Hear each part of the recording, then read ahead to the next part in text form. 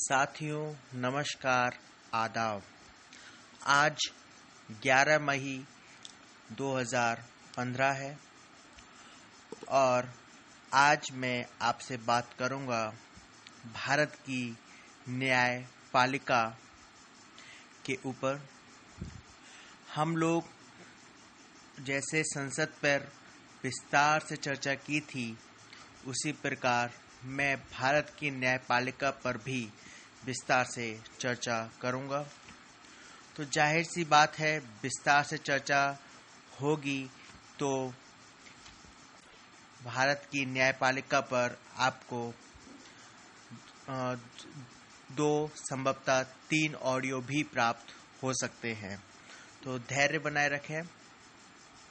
संसद के ऊपर मैंने एक बिंदु पर जितना आवश्यक मुझे लगा उतनी मैंने उस पर चर्चा की थी। तो चलिए अब हम भारत की न्यायपालिका के बारे में थोड़ा समझते हुए आगे बढ़ते हैं।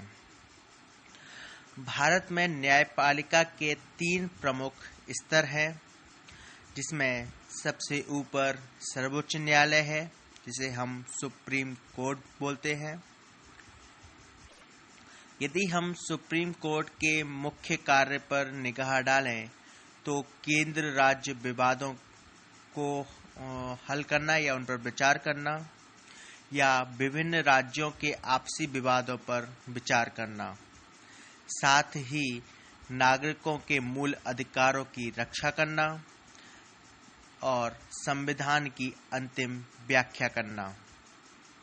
इनके अलावा सिविल व आपराधिक मामलों में अपीलों की अंतिम सुनवाई करना भी सुप्रीम कोर्ट के कार्यों में शामिल है।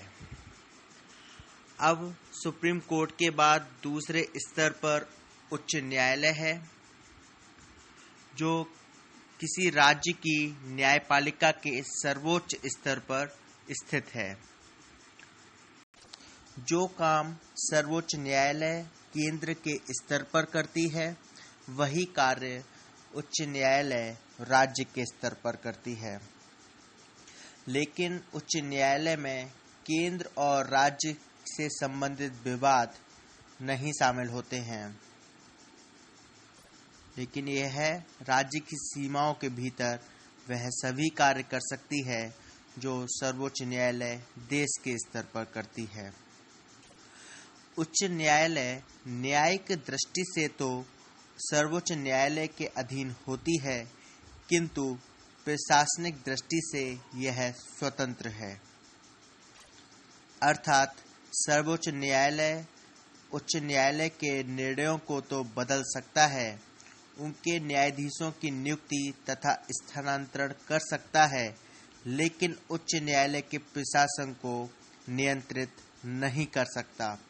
उच्च न्यायालय के प्रशासन को नियंत्रित करने की अधिकारिता उच्च न्यायालय को ही प्रदान की गई है। सर्वोच्च न्यायालय और उच्च न्यायालय के बाद तीसरे नंबर पर हम अधीनस्थ न्यायालय को रखते हैं। साथ ही इसमें हम अधिकरण को भी शामिल कर लेते हैं। जो अधीनस्थ न्यायालय होते हैं, उसमें सर्वोच्च स्तर पर जिला एवं सत्र न्यायालय होता है और उसके नीचे भी 2-3 स्तर होते हैं। और यह जो न्यायालय हैं, वह प्रशासनिक दृष्टि से उच्च न्यायालय के प्रत्यक्ष नियंत्रण में काम करते हैं।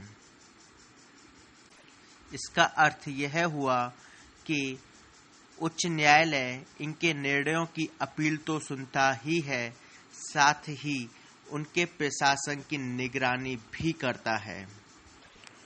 न्यायपालिका के इस परंपरागत ढांचे के अलावा अधिकरण भी स्थापित किए गए हैं, जो किसी विशेष विभाग या विशेष अधिनियम से जुड़े मामलों को देखते हैं। ध्यान रहे कि अधिकरणों की व्यवस्था मूल संविधान में नहीं थी। हालांकि अधिनियमों के माध्यम से उनके गठन की प्रक्रिया संविधान बनने के कुछ वर्ष बाद ही शुरू हो गई थी। इनके अलावा भी न्यायपालिका ने कुछ नए प्रयोग भी किए हैं, जैसे पारिवारिक अदालत, लोक अदालत, उपभोक्ता अदालत, बाल व किशोर न्यायालय, फास्ट ट्रैक अदालत, मोबाइल अदालत, ई अदालत, ग्राम न्यायालय आदि। तो ये थे कुछ प्रयोग न्यायपालिका के। इन सभी से अलग एक व्यवस्था सेना न्यायालय की भी है। यह तकनीकी तौर पर न्यायपालिका के अंग नहीं है, पर कार्य की दृष्टि से इसके समान है। सेना न्यायालय सैनिकों से जुड़े मामलों पर विचार करती है। यदि अनुच्छेद की बात करें तो अनुच्छेद 124 से 147 तक सर्वोच्च न्यायालय के बारे में बताया गया है। अनुच्छेद 214 से 232 तक उच्च न्यायालय के बारे में बताया गया है। अनुच्छेद 233 से 237 तक अधीनस्थ न्यायालयों के बारे में बताया गया है। तो अब हम न्यायालयों की कार्यवाही के बारे में समझेंगे। तो इसमें सबसे पहले आता है कि मुकदमे कितने प्रकार के होते हैं। तो मुकदमों को हम साधारणतः दो वर्ग में बांटते हैं, सिविल मुकदमे और आपराधिक मुकदमे, अर्थात civil cases and criminal cases. और इनके लिए अर्थात इन मामलों पर विचार करने के लिए न्यायालय की दो धाराएं काम करती हैं, जिन्हें सिविल न्यायालय और आपराधिक न्यायालय कहा जाता है। अधीनस्थ न्यायपालिका में दोनों न्यायालय प्राय अलग अलग होते हैं, जबकि उच्च तथा सर्वोच्च न्यायालय दोनों तरह के मामलों की अपीलें सुनते हैं। अब हम थोड़ा थोड़ा सिविल मामले और आपराधिक मामलों के बारे में बातें करते हैं। सिविल मामलों को सिविल वाद कहते हैं, अर्थात सिविल सूट। सिविल शब्द का ही अर्थ है कि इसमें नागरिक शामिल होते हैं। ये दो या अधिक पक्षकारों के आपसी विवादों से संबंधित होते हैं, और यह दोनों पक्ष निजी पक्षकार भी हो सकते हैं, अर्थात प्राइवेट पार्टीज भी हो सकती है, या ऐसा भी हो सकता है कि दोनों में से एक और सरकार या कोई सरकारी विभाग हो। दो सरकारी प्रतिनिधियों या विभागों के बीच भी सिविल वाद हो सकता है। इसकी कार्यप्रणाली पर निगाह डालें तो किसी सिविल मामले में एक पक्ष शिकायत या याचिका दाखिल करता है। इस पक्ष को शिकायतकर्ता या वादी या प्रार्थी कहा जाता है, पेटिशनर। और दूसरा पक्ष जिसके खिलाफ शिकायत की जाती है उसको जवाब देना होता है और अपना बचाव करना होता है। इसे हम प्रतिवादी या बचाव पक्ष कहते हैं। अब आते हैं आपराधिक मामलों पर। साधारणतः आपराधिक मामलों का संबंध उन्हीं कृत्यों से होता है जो भारतीय दंड संहिता अर्थात इंडियन पेनल कोड जो 1860 में बनाया गया था उसमें अपराध घोषित किए गए हैं। साथ ही कुछ ऐसे कृत्य भी हैं जो संसद या राज्य विधानमंडल द्वारा पारित किए गए अधिनियमों में अपराध घोषित किए गए हैं। अब हम अपराधों का वर्गीकरण करते हैं। तो इसमें पहला हम लेते हैं जमानती और गैर जमानती अपराध, अर्थात वेनेबल एंड नॉन वेनेबल क्राइम्स। और यह अपराधों का सर्वाधिक प्रचलित वर्गीकरण है। जमानती अपराध वे हैं जिनमें पुलिस के जांच अधिकारी के लिए अनिवार्य होता है कि यदि अभियुक्त अर्थात एक्यूज्ड अपनी गिरफ्तारी के बाद पर्याप्त जमानत या अन्य शर्तें पूरी कर देता है तो वह उसे मुक्त कर दे। अर्थात यदि आपने कोई क्राइम किया है और आप उसके लिए जो जमानत राशि है उसको जमा कर दें तथा अन्य जो शर्तें हैं उनको पूरा कर दें तो पुलिस आपको मुक्त कर देगी। प्राय मामूली तथा असंज्ञेय का मतलब होता है कि बहुत ही ज़्यादा घिनौना कोई काम नहीं है, एक तरीके से कह सकते हैं। नॉन कॉग्निजेबल क्राइम्स को हम बोलते हैं। अर्थात मामूली और असंज्ञेय अपराधों को जमानती अपराध की श्रेणी में रखा जाता है, जिनमें अधिकतम सजा 3 वर्ष के कारावास से कम होती है। और दूसरे अपराध होते हैं नॉन बेलेबल अर्थात गैर जमानती अपराध। अर्थात यह गंभीर किस्म के होते हैं, अर्थात संज्ञेय नेचर के होते हैं। इसमें अभियुक्त को जमानत दी जानी है या नहीं, यह पुलिस अधिकारी तय नहीं कर सकते। गिरफ्तारी के 24 घंटे के भीतर पुलिस अभियुक्त को निकटतम न्यायिक दंडाधिकारी अर्थात जुडिशियल मजिस्ट्रेट के समक्ष प्रस्तुत करती है और दंडाधिकारी तय करता है कि अभियुक्त को जमानत पर छोड़ा जाए या नहीं। अपराधों का हम दूसरा वर्गीकरण करते हैं, वो है समनीय अपराध और गैर समनीय अपराध अर्थात compoundable and non compoundable crimes. तो जिन मामलों को आपसी समझौते से निपटाने की छूट दी गई हो उन्हें हम समनीय या कंपाउंडेबल क्राइम्स कहते हैं। अर्थात आपसी मामले से आपने कोई बात सुलझाने की आपको छूट है तो इसका मतलब है कि वह समनीय अपराध है। अर्थात मान लीजिए आपने किसी की गाड़ी ठोकी और उसके बाद हुआ आप दोनों में लड़ाई हुई, आप रेडी हो गए कि भाई आपसी समझौते से हम आपको 50,000 60,000 रुपये पे कर रहे हैं। ठीक है, आपने पे कर दिया, आपसी समझौते से आपने मैटर को सुलझा लिया, यह समनीय अपराध था। अब दूसरा होता है गैर समनीय अपराध, जिसे हम असंज्ञेय अपराध भी कह सकते हैं। मतलब इसमें दोनों पक्ष कोई समझौता नहीं कर सकते और ना ही इसमें अभियुक्त को शिकायत वापस लेने का अधिकार होता है। मतलब आपने एक बार शिकायत कर दी फिर आप वापस उसको नहीं ले सकते। इसलिए यह मामला अदालत के अंतिम फैसले के अनुसार ही निपटाया जाता है। तीसरा वर्ग होता है संज्ञेय या असंज्ञेय अपराध। जो बहुत गंभीर अपराध होते हैं उन्हें हम संज्ञेय अपराध कहते हैं, जैसे मर्डर। और जो इतने ज़्यादा गंभीर अपराध नहीं होते हैं उनको हम असंज्ञेय अपराध कहते हैं अर्थात मामूली अपराध। जो संज्ञेय अपराध होते हैं उसमें FIR first information report police अधिकारी स्वतः दर्ज कर सकते हैं, जांच भी शुरू कर सकते हैं और अभियुक्त को बिना वारंट के गिरफ्तार भी कर सकते हैं। अर्थात इन कार्यवाहियों के लिए उन्हें न्यायाधीश की अनुमति की जरूरत नहीं होती।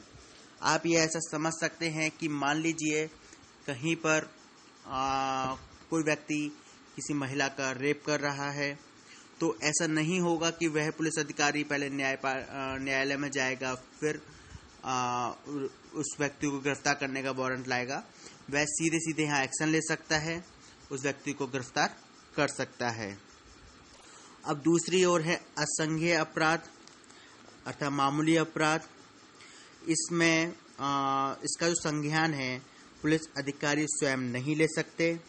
इसका अर्थ है कि वे बिना वारंट के अभियुक्त की गिरफ्तारी नहीं कर सकते। अर्थात उन्हें न्यायालय की अनुमति या स्पष्ट निर्देश लेने होंगे और तभी वे लोग इस पर कार्रवाई कर सकते हैं। तो जाहिर सी बात है यदि आपने अपराध किया है तो दंड भी मिलेगा। तो दंड के भी कुछ प्रकार होते हैं।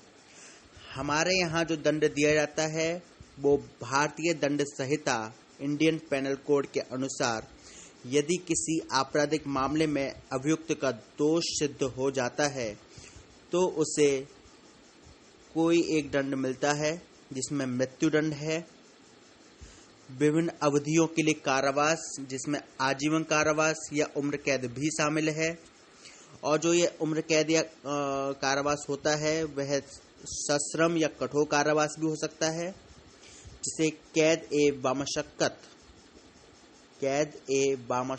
कहते हैं। अर्थात तो इसमें कैदी को कारावास में रहने के साथ साथ कठोर श्रम भी करना होता है। दूसरा कारावास होता है साधारण कारावास। इसमें कैदियों को श्रम नहीं करना होता। यदि वे स्वेच्छा से श्रम करना चाहें तो कर सकते हैं, उसके बदले उन्हें भुगतान भी दिया जाता है। तीसरा दंड देने का तरीका होता है कि संपत्ति को जब्त कर लेना, और चौथा होता है आर्थिक जुर्माना लगाना। एक और कंडीशन दंड में होती है कि मान लीजिए आपने दो तरह के जुर्म एक साथ किए। लेट्स एज्यूम कि आपने किडनैपिंग भी किया और उसके बाद आपने मर्डर भी किया, तो आपके पास दो जुर्म हो गए। मान लीजिए कि मर्डर रहने दीजिए, आप एक काम कीजिए, दो एग्जाम्पल लीजिए कि आपने किडनैपिंग की और साथ में चोरी भी की। तो अब मान लीजिए कि चोरी की सज़ा 2 साल है और किडनैपिंग की सज़ा 4 साल। तो ऐसा नहीं होगा कि पहले आप 2 साल की सज़ा काटेंगे, उसके बाद फिर 4 साल की। इसमें जो अधिकतम होगी आप उस सज़ा को काटेंगे, अर्थात इस मामले में आप 4 साल की सज़ा काटेंगे। यदि मैं वहाँ मर्डर लेता तो दिक्कत यह होती कि उसकी सज़ा या तो उम्र कैद होती है या फिर फांसी। उम्मीद है अब आपराधिक मामले और सिविल मामलों में काफ़ी कुछ कन्फ्यूजन दूर हुआ होगा। अब आते हैं न्यायाधीशों की पीठें अथवा बेंचेज ऑफ जजेस। हम कई बार सुनते हैं कि 2 जजेस की बेंच ने यह फैसला दिया, 3 जजेस की बेंच ने फैसला दिया। तो आखिर यह क्या होता है? तो इसको हम कुछ प्रकार में बांट कर देख सकते हैं। जैसे एकल पीठ में एक ही न्यायाधीश बैठता है।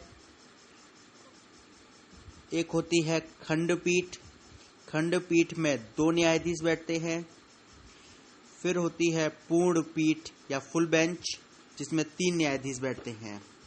लेकिन यदि कभी भी संविधान संशोधन का कोई मामला आता है या संविधान से संबंधित कोई मामला आता है, जैसे संविधान की व्याख्या करनी हो, तो उस समय पर बैठती है संविधान पीठ, और संविधान पीठ में कम से कम 5 सदस्य होते हैं